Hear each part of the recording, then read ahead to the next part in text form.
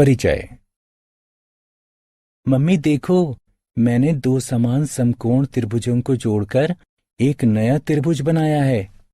बहुत अच्छे राहुल। क्या तुमने नए त्रिभुज की भुजाओं और कोणों का निरीक्षण किया? हाँ मम्मी, दोनों भुजाएं और दोनों कोण समान हैं। बहुत अच्छे। अब दो समकोण त्रिभुजों को जोड़कर नया त्रिभुज बनाओ, जिसमें सभी भुजाएं और सभी कोण समान हों। मैंने वो भी बना लिया है मम्मी। इस पाठ में आप त्रिभुज और उसके गुणों के बारे में जानेंगे। उद्देश्य। इस पाठ के अंत में आप निम्न करने में सक्षम हो जाएंगे। एक त्रिभुज की माध्यिका एवं शीर्ष लंब को परिभाषित करना। एक त्रिभुज के बाह्य कोण के गुणों को बताना। एक त्रिभुज के अंतःकोणों का योग गुण समझाना। एक त्रिभुज की तीनों भुजाओं के मध्य एक संबंध स्थापित करना। समबाहु एवं समद्विबाहु त्रिभुजों के गुणों पर चर्चा करना। एक समकोण त्रिभुज के पाइथागोरस गुण की व्याख्या करना।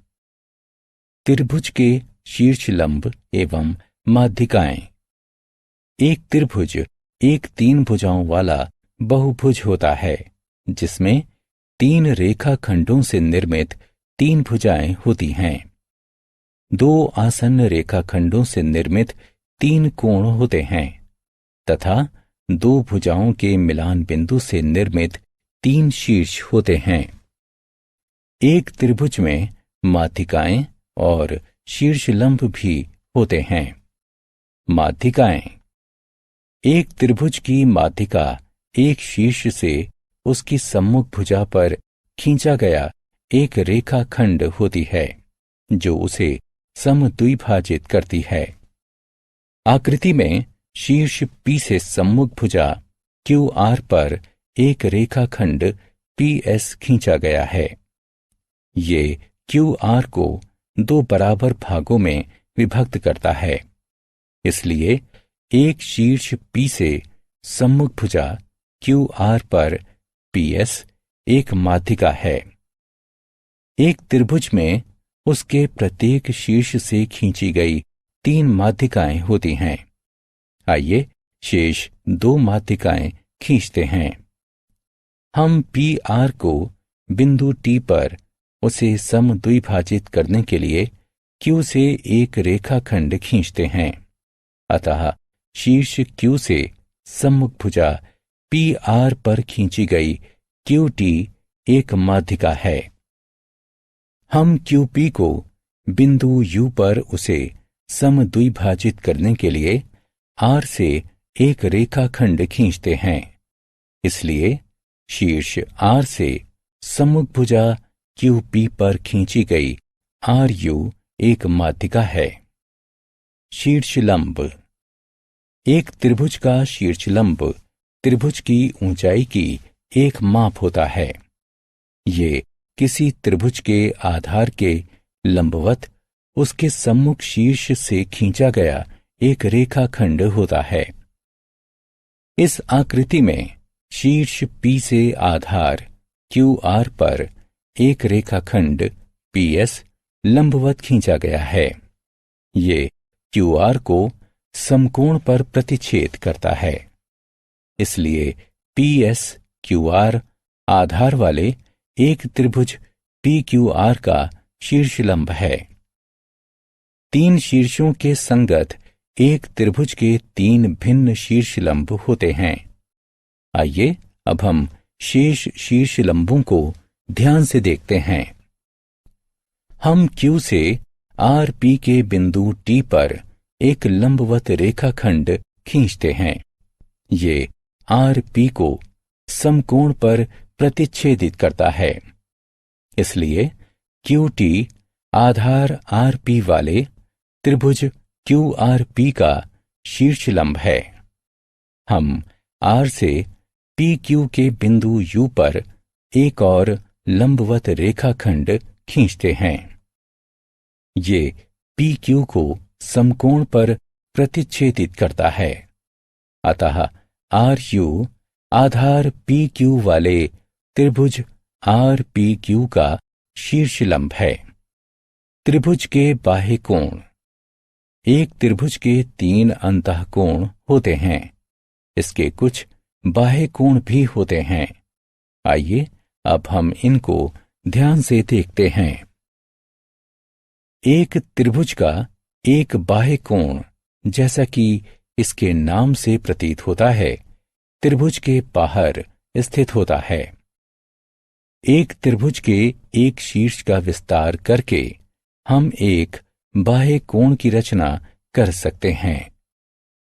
3 शीर्षों के संगत एक त्रिभुज के 6 बाह्य कोण होते हैं। यदि हम त्रिभुज एफ डी ई के शीर्ष ई का विस्तार करते हैं, तब बाह्य कोण एफ ई जी की रचना होती है। इसी प्रकार जब हम शीर्ष डी तथा एफ का विस्तार करते हैं, तब बाह्य कोणों ई डी एच तथा डी एफ आई की रचना होती है। एक त्रिभुज के एक बाह्य कोण की माप इसके सम्मुख अंतःकोणों की मापों के योगफल के बराबर होती है। आकृति में कोण एफ ई जी की माप कोणों एफ डी ई तथा डी एफ ई के योगफल के बराबर है। आइए अब इसे सिद्ध करते हैं। हम एक बिंदु ई से एक रेखाखंड ई जे इस तरह खींचते हैं कि ई जे तथा डी एफ समानांतर हैं। यदि हम आई ई को एक तिर्यक रेखा मानते हैं जो समानांतर रेखाओं डी एफ तथा ई जे को प्रतिच्छेदित करती है, तब कोण 1 बराबर कोण 4 ये एकांतर कोण हैं। यदि हम डी जी को एक तिर्यक रेखा मानते हैं जो समानांतर रेखाओं डी एफ तथा ई जे को प्रतिच्छेदित करती हैं, तब कोण 2 बराबर कोण 5 है। ये संगत कोण है। चरण 1 और 2 से हमें प्राप्त होता है कि कोण 1 जमा कोण 2 बराबर कोण 4 जमा कोण 5 है। इसका तात्पर्य है कि कोण एफ ई जी बराबर कोण डी एफ ई जमा कोण एफ डी ई है। अतः एक त्रिभुज का बाह्य कोण आत्म मूल्यांकन। ध्यानपूर्वक प्रश्नों को पढ़िए एवं सही उत्तरों का चयन कीजिए। त्रिभुज के गुण। एक त्रिभुज के 3 कोण एवं 3 भुजाएं विशेष गुणों का प्रदर्शन करते हैं। कोणों के योग का गुण। भुजाओं की लंबाई के योगफल का गुण। आइए इनके बारे में एक एक करके जानें। कोणों के योग का गुण। एक त्रिभुज के कोणों के योग का गुण बताता है कि एक त्रिभुज के तीनों कोणों की मापों का योगफल 180 डिग्री होता है। आकृति में कोण ए जमा कोण बी जमा कोण सी बराबर 180 डिग्री है। आइए अब हम एक त्रिभुज के कोणों के योग के गुण को सिद्ध करते हैं। आइए कोण बी ए सी का विस्तार करें। कोण 4 बराबर कोण 2 जमा कोण 3 है। ये बाह्य कोण के गुण द्वारा है। कोण 1 को दोनों तरफ जोड़ने पर हमें प्राप्त होता है कोण 1 जमा कोण 4 बराबर कोण 1 जमा कोण 2 जमा कोण 3। कोण 1 जमा कोण 4 बराबर 180 डिग्री। इसका तात्पर्य है कि कोण 1 जमा कोण 2 जमा कोण 3 बराबर 180 डिग्री है। अतः एक त्रिभुज के तीनों कोणों की मापों का योगफल 180 डिग्री होता है। भुजाओं की लंबाइयों के योग का गुण। एक त्रिभुज की किन्हीं भी दो भुजाओं की लंबाइयों का योगफल सदैव तीसरी भुजा की लंबाई से अधिक होता है।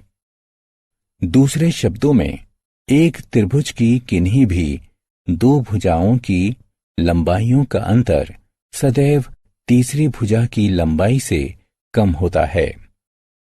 तीन रेखा खंडों जिनकी लंबाई इस गुण को संतुष्ट नहीं करती है, उससे एक त्रिभुज नहीं बनाया जा सकता है। त्रिभुज LMN में LM 5 सेंटीमीटर लंबी है, MN 4 सेंटीमीटर लंबी है तथा NL 7 सेंटीमीटर लंबी है। आइए सर्वप्रथम दो भुजाओं की लंबाइयों के योग को देखते हैं। LM जमा MN बराबर 5 जमा 4 बराबर 9 सेंटीमीटर है, जो कि बड़ी है NL से, जो 7 सेंटीमीटर की है। MN जमा NL बराबर 4 जमा 7 बराबर 11 सेंटीमीटर है, जो कि बड़ी है LM से, जो 5 सेंटीमीटर की है। NL जमा LM बराबर 7 जमा 5 बराबर 12 सेंटीमीटर, जो कि बड़ी है MN से, जो 4 सेंटीमीटर की है। आइए सर्वप्रथम दो भुजाओं की लंबाइयों के मध्य अंतर को देखते हैं। LM घटा MN बराबर 5 घटा 4 बराबर 1 सेंटीमीटर है, जो कि छोटी है NL से, जो 7 सेंटीमीटर की है। NL घटा MN बराबर 7 घटा 4 बराबर 3 सेंटीमीटर है, जो कि छोटी है LM से, जो 5 सेंटीमीटर की है। NL घटा LM बराबर 7 घटा 5 बराबर 2 सेंटीमीटर है, जो कि छोटी है MN से, जो 4 सेंटीमीटर की है। त्रिभुज LMN भुजाओं की लंबाई के योगफल को संतुष्ट करता है। विशेष त्रिभुज। कुछ विशेष त्रिभुजों की भुजाओं और कोणों के कुछ विशेष गुण होते हैं। ये विशेष त्रिभुज इस प्रकार हैं: समबाहु त्रिभुज, समद्विबाहु त्रिभुज और समकोण। आइए इनके बारे में जानें।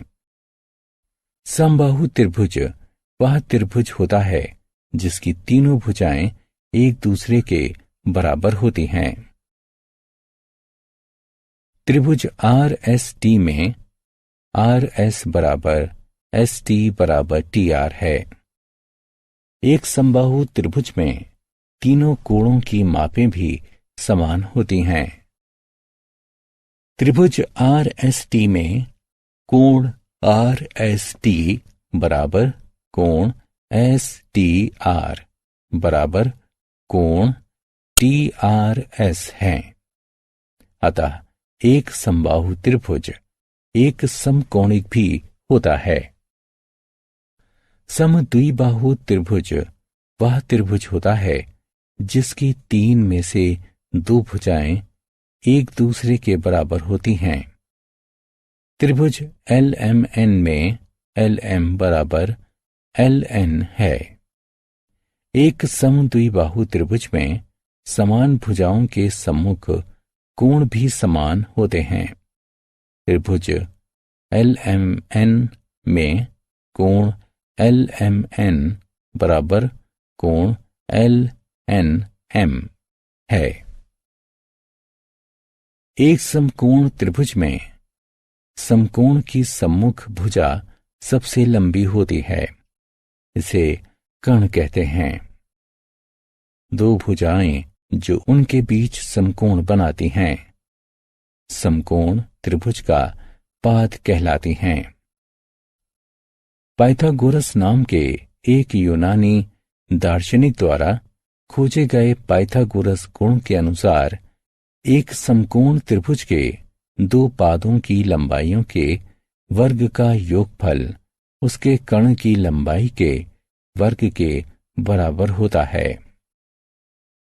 पाइथागोरस गुण के अनुसार समकोण त्रिभुज PQR में PQ वर्ग जमा QR वर्ग बराबर PR वर्ग है। त्रिभुज XYZ में यह दिया गया है कि XY वर्ग जमा YZ वर्ग बराबर XZ वर्ग है। आइए सारांश। आइए हमने जो कुछ सीखा है उसे संक्षेप में दोहराते हैं। एक त्रिभुज की माध्यिका एक शीर्ष से उसकी सम्मुख भुजा पर खींचा गया एक रेखाखंड होती है जो उसे समद्विभाजित करती है। एक त्रिभुज का शीर्ष लंब त्रिभुज के आधार पर सम्मुख शीर्ष से खींचा गया लंब होता है। एक त्रिभुज के बाह्य कोण की माप सम्मुख अंतःकोणों की मापों के योगफल के बराबर होती है। एक त्रिभुज के तीनों कोणों का योगफल 180 डिग्री होता है। एक समबाहु त्रिभुज की सभी तीनों भुजाएं तथा कोण बराबर होते हैं। एक समद्विबाहु त्रिभुज की दो भुजाएं बराबर होती हैं। दो बराबर भुजाओं के सम्मुख कोण भी बराबर होते हैं। एक त्रिभुज की दो भुजाओं का योगफल सदैव तीसरी भुजा से अधिक होता है। एक समकोण त्रिभुज के दो पादों की लंबाइयों के वर्ग का योगफल उसके कर्ण की लंबाई के वर्ग के बराबर होता है।